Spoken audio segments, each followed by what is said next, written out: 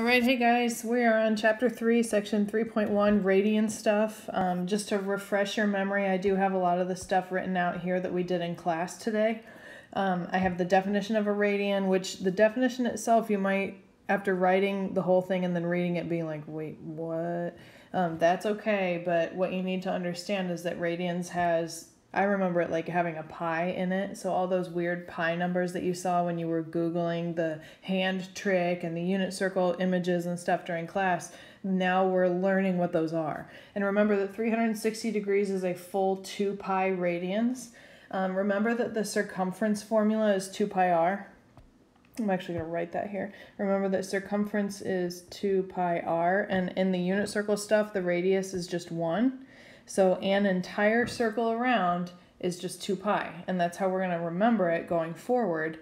And then we talked about in class how to convert between radians and degrees. So remember, you take the degrees and multiply by pi over 180, and you leave your answer in exact form with a pi as a fraction if possible. The exception to that is if you're given a decimal degree, then you might as well just go ahead and do your answer as a decimal. So you take that decimal and multiply by pi. Most of your calculators should have a pi button, or you could just use 3.14 and then divide by 180 and you get this. So leave it as a decimal if it starts as a decimal. Converting radians to degrees, you should recognize that there is a pi in this, so you want your pi to cancel. So that's the one that you divide by pi and multiply by 180. So that fraction up here is flipped so that the pi's cancel. In this case, 405 degrees. Here we started with a decimal again, so I'm going to multiply by 180 and then divide by the pi button in the calculator, or 3.14. So just like this one, if your answer starts as a decimal, then leave it as a decimal. But this one's a little bit harder to know. Notice how there wasn't a degree symbol here. So obviously it was in radians because that was in the degrees, but if you're not sure, notice how these all have degree symbols. And so if it's a decimal, it's harder to tell, but there isn't a degree symbol here. So that's how you know it's radians. So to convert, you multiply by 180, divide by pi. Okay, we also talked about entire unit circle we filled in class today, and here's what they all were. And I taught you, remember how to convert the degrees to a radian. You multiply by pi over 180 and then just reduce the fraction. So eventually, yes, it would be in your best interest to have these memorized, but if you forget what like 135 is as radians, you can convert it manually and multiply by pi over 180 and reduce the fraction. It'll just take you a little bit longer, but especially as you're getting used to it, you remember that you don't have to have these memorized. If you forget a few of them, you can convert them. So a couple other things I just wanted to point out here. Just remember that all of the 30-degree reference angles, so all the ones that are 30 degrees away from the x-axis, they all have a 6 in the denominator. And then on the flip side of that, all of the 60-degree reference angles, so the ones that are farther away from the x-axis, they all have a 3 underneath. We talked about this in class. This is one of the patterns. You know that the 4s are all the 45-degree angles. So don't forget those. And then just as you're getting used to these things, what I want you to notice about these degrees right here, or these fractions, is that 2/3, 3/4, 5/6, those are all really close to 1 over 1. Like if 5/6 was 6 over 6, that would be 1 pi. If this was 4 over 4, that would be 1 pi. If this was 3 over 3, that would be 1 pi. So I want you to look at these three as getting closer and closer and closer to the whole number 1 pi. Okay, and then I want you to notice same thing about these. 7 over 6, 5 over 4, 4 over 3, those are all past 1. So see how the 1 pi is right here, and then 7 over 6 is a little bit bigger than 1, 5 over 4 is bigger than 1, 4 over 3 is bigger than 1. And then the last thing, we talked about this in class also, I want you to look at these three, 5 over 3, 7 over 4, 11 over 6, those are approaching 2. So think about if this was 6 over 3. That would be 2 pi. If this was 8 over 4, that would be 2 pi. If this was 12 over 6, that would be 2 pi. All of these three are approaching the whole number 2, the fractions are. Okay, so there are some patterns that I want you to notice and remember, but what I'm going to do is kind of flip back and forth so that we can do the next couple questions. All right, so here we go with a couple unit circle questions. So yes, this is kind of what our unit circle pop quizzes are going to look like for this chapter. So remember, we're still continuing those almost daily pop quizzes. But what I want you to think about in terms of 2 pi over 3, so 2/3 is close to 1, right? It's not quite 1, but it is getting close to 1. So that should tell you, and as you're getting used to this, hopefully you'll start to get more and more familiar, that we're in quadrant 2. And the 2 pi over 3, so this 3 down here tells me that our reference angle is 60 degrees. How did I know that? Well, you could also convert that, like in the side margin of your paper, you could multiply by 180 over pi and see how many degrees it is. It equals 120 degrees, which means that our small side is -1/2, our large side is radical 3 over 2, and this question is asking me about the tangent, which is y over x. So radical 3 over 2 divided by -1/2 gives me negative radical 3. Okay, you could have also looked up at the unit circle on the previous page and found 2 pi over 3. Yes, we can do the tangent for that. Remember, that's the bigger reference angle, so the tangent is not radical 3 over 3, it's radical 3, and it's negative in this case because the x value is negative, or you could think about it in terms of the second quadrant, tangent is always negative. Okay, 3 pi over 2, do you know where that is?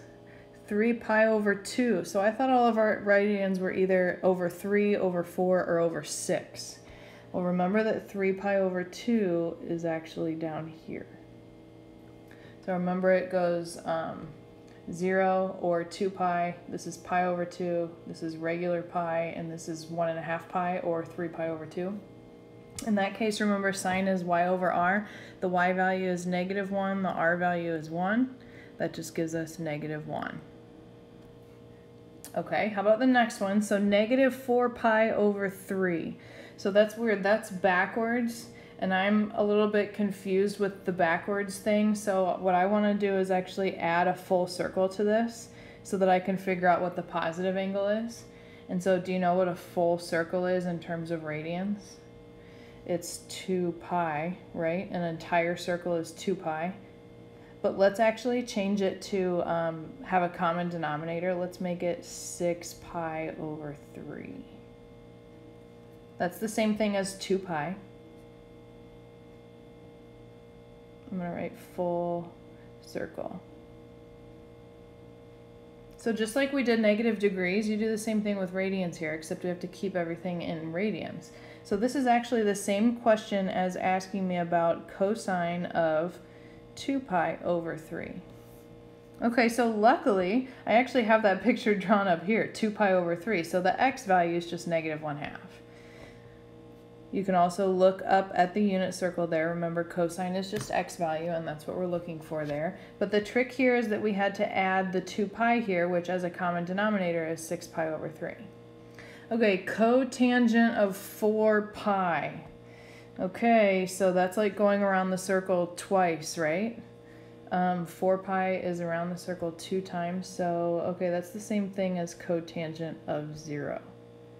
Because 4 pi, so this is 2 pi, and then around again is another 4 pi, so we're still just right here. So cotangent of 0, so that's, wait, x over y. The x value at 0 is 1. The y value at 0 is 0. This is undefined. All right, you guys, so now let's talk about the last section, these last 2 questions. I actually think these are a little bit exciting. This is kind of crazy, but I'm going to label this very first circle with the radians on the quadrants.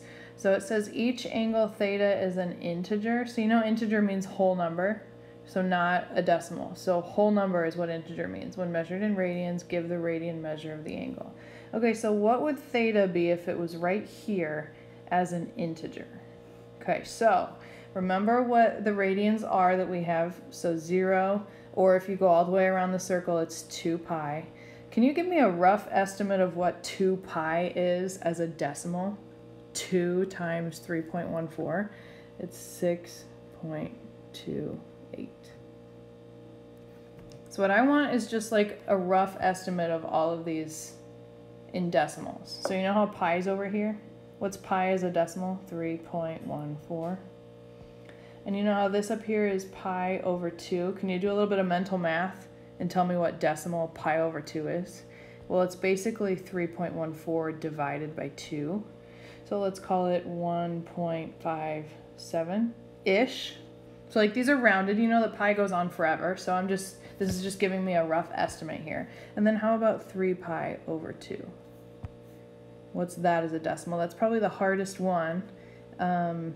But we're halfway in between 3.14 and 6.28. So halfway between there is about, you can just write this down, 4.71, roughly. So at least now in terms of pi, I have all of these as decimals. And this is asking me that this is a radian that is a whole integer, not a decimal. So I'm past 1.57, but I'm not nearly as close to 3.14 as I am to 1.57. What do you think that this integer is? So what I want you to think about is, what is the integer between 1.57 and 3.14? Well, the only integers between there are the whole number 2 and the whole number 3. And the whole number 3, you guys, is probably going to be really close to 3.14, so it's probably not 3. So I'm going to say that this one is theta equals 2 whole radians. So remember, don't get confused. It's not 2 pi. 2 pi is 6.28. The integer here in between pi over 2, which is 1.57, and 3.14, which is just pi, this one is 2. And if it were drawn like this, really close to the 3.14, that would be 3. Okay? Just to, going forward, the only integer option in this quadrant is between 3.14 and 4.71. The only integer option in here is 4. Okay, in this one, the only integer option is 1. In this quadrant, we have 2 options because we're going from 4.71 to 6.28, so it's either 5 or 6, depending on how it's drawn. Okay, so just think about integers in terms of the decimal equivalents of these radians. All right, last one. Oh, so this one, you guys, is a negative theta, because you know if you start at 0 and you work your way around the circle counterclockwise, that's positive. Remember how this one's negative. And so it's the same exact thing as negative degrees, where it's going to be negative radians here. So what I'm going to do is label the axes, or the quadrants, with the negative theta. So remember how up here is pi over 2, which is roughly 1.57? That means down here is negative pi over 2, which is roughly negative 1.57. I'm not even going to label the rest of them because I'm only going from here to here. And so I know that some integer, so whole number integer, between 0 and negative 1.57 has to be negative 1. So this one is negative 1 radians. That's what theta equals. Okay, negative 1. So just pay close attention to if you're going positive, we do it the way we did the first example. If you're going negative, that means just everything is backwards. And this is negative 1.57. This would be negative 3.14. This would be negative 4.71, and then negative 6.28. If you go the positive direction, positive, this is negative direction. Between 0 and negative 1.57, the only whole number integer is negative 1. Thanks for watching, you guys. Have a great night. I will see you tomorrow.